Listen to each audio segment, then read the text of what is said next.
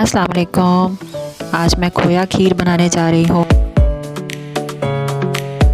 इसके लिए मैंने आधा कप चावल भिगो दिए थे 1 घंटा पहले।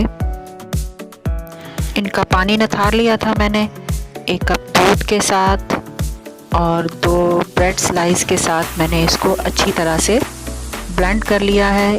इसका पेस्ट बना लिया है, फाइन पेस्ट। चावल को दरदरा रखना है, बहुत ज़्यादा बारीक नहीं करना है। इसमें चावल बहुत ज़्यादा बारीक होने से ये एक पेस्ट बन जाएगा। इसके लिए मैंने 2 टेबलस्पून मक्खन के ले लिए थे और आधा कप दूध का इसमें पका लिया था।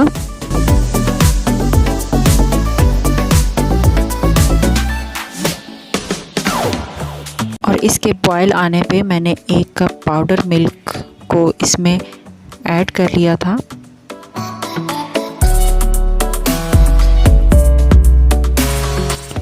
इसको मुसलसल चम्मच चलाते जाएंगे, इसकी गुठलियाँ ना बनने पाए और ये एक स्मूथ सा टेक्सचर बन जाए जो कि हमें रिक्वायर्ड है।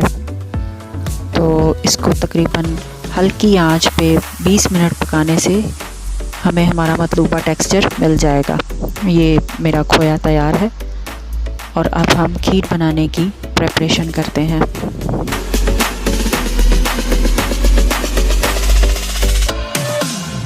खीर के लिए मैंने 2 लीटर दूध ले लिया था, फुल क्रीम मिल्क, और इसको अच्छी तरह बॉयल करके थोड़ी देर पकने के लिए छोड़ दिया था। अच्छी तरह बॉयल करने के बाद फिर मैंने इसमें जो चावल वाला मिक्सचर था ब्लेंड किया हुआ वो मैंने ग्रेजुअली डाला, आहिस्ता आहिस्ता, और मुसलसल चम्मच चलाते रहें। इसमें चम्मच चलाते रहने से ये नीचे से चिपक नहीं जाएगा और अगर नीचे से चिपकेगा तो इसमें स्मेल आ सकती है और इसका कलर भी चेंज हो सकता है, जो कि हमें नहीं चाहिए। थोड़ा सा पिसी हुई इलायची का पाउडर मैंने डाल दिया और अब ये देखें इसकी थिकनेस काफ़ी गाढ़ा हो गया है, लेकिन अभी थोड़ा सा इसको और हमें गाढ़ा करना है। 1 कप चीनी डाली है मैंने इसमें। चीनी मेरी थोड़ी हल्की थी, आप इसको थोड़ी ज़्यादा भी कर सकते हैं।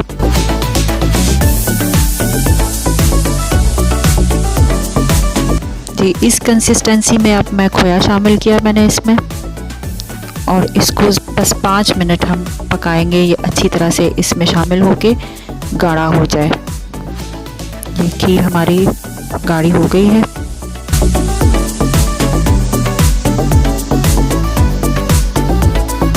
अब इसको मज़ीद पकाने की ज़रूरत नहीं है, तो मैं इसमें अब नट्स डालूँगी। चाहे तो आप इनको फ्राई कर लें और चाहे ऐसे यूज़ कर लें, दोनों तरीक़ों में ये मज़े के होंगे। तो बस ये हमारा फाइनल लुक है।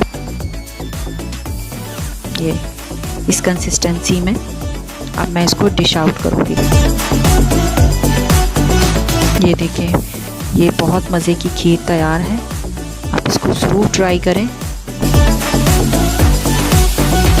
अगर आपके पास कोई बहुत अच्छी रेसिपी है खीर की तो मेरे साथ ज़रूर शेयर करें कमेंट बॉक्स में, और मैं बना के आपके साथ रेसिपी शेयर करूँगी। Thank you.